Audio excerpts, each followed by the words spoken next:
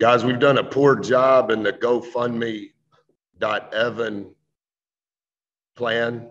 I'm back on a Dell computer from 1994 with this spotlight that they bought at Best Buy when we landed in Columbia.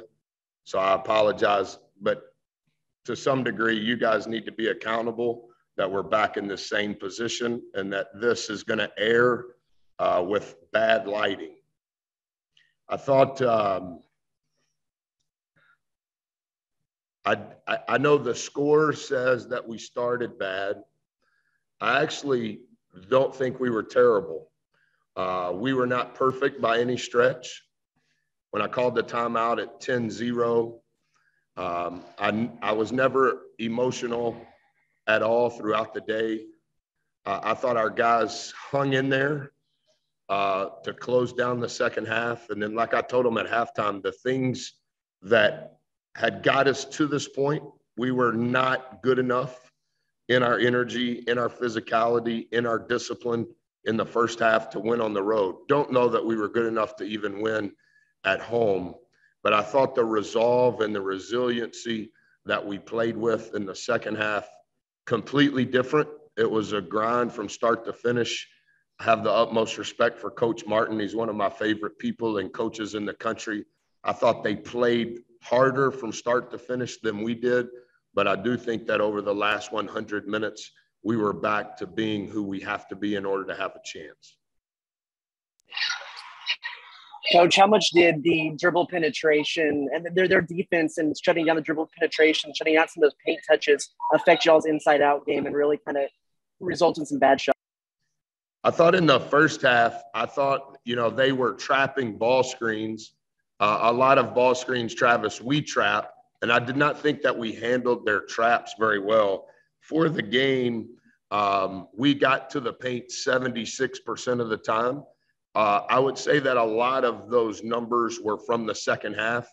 I told our guys at halftime, we're going to have to be the first team to the bonus, and we're going to have to collect and accumulate a lot of points with the clock not running. I don't know exactly. You would have to look it up when we got to the bonus in the second half, but I thought it was the difference in the game. How can we get them in foul trouble / get to the bonus, get to the double bonus so that we make free throws, but also then set up our zone pressure so that they're playing against a set defense. And I don't know how many free throws we shot in the second half, but it was distinctly more than it was in the first half. And it has Haas become your last I trust him with my life. I just told the radio guys, Travis, and I think you know it. I told him that after the game before we ever left the floor. I trust him with my life. I thought he was a big part of the tide changing. It didn't change exclusively because of his talent. I'm not saying that.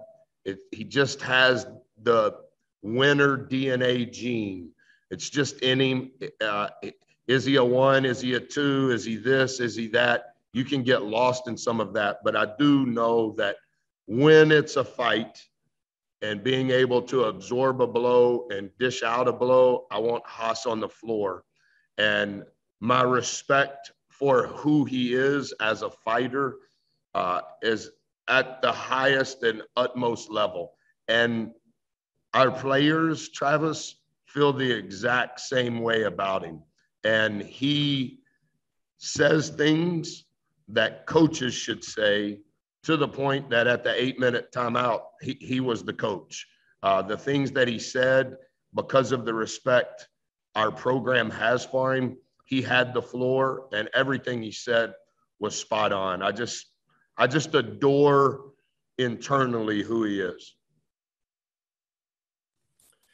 Coach, you said that the second half, the resiliency was better. What does this say about the team? The fact that this was a different game than your first 3 SEC games where you played from behind for so long, but you still, fought through that adversity, found a way to win. Yeah, I told him I think it was 10-0 when I called the timeout. Then the next timeout, it was 12-2. Maybe we got between 5 and 7 a few times. I think it ended at a 10-point spread at halftime. And even at halftime and throughout the media timeouts, even up until literally the last timeout, I think I ended up using 3 of the 4 timeouts. Guys, this is the lesson that we need. Like, we need this. And I don't know that it's going to result in a win. Let's not worry about the O. Let's be completely consumed with the R, our response to the event. That the event was, we started down 12-2. How are we going to respond? What's required of us to respond on the offensive end, on the defensive end? And I think categorically, you can look at all of the players and you can look at the staff in regards to tactically the things that they did to continue to close the margin. And I think, you know, when you get in these special situations and you're playing 2 possession games, every decision is monumental, and every possession, regardless of whether you have the ball or not, the execution required of all 5 players is at the highest level. And I thought our staff and our players were in sync throughout all of that.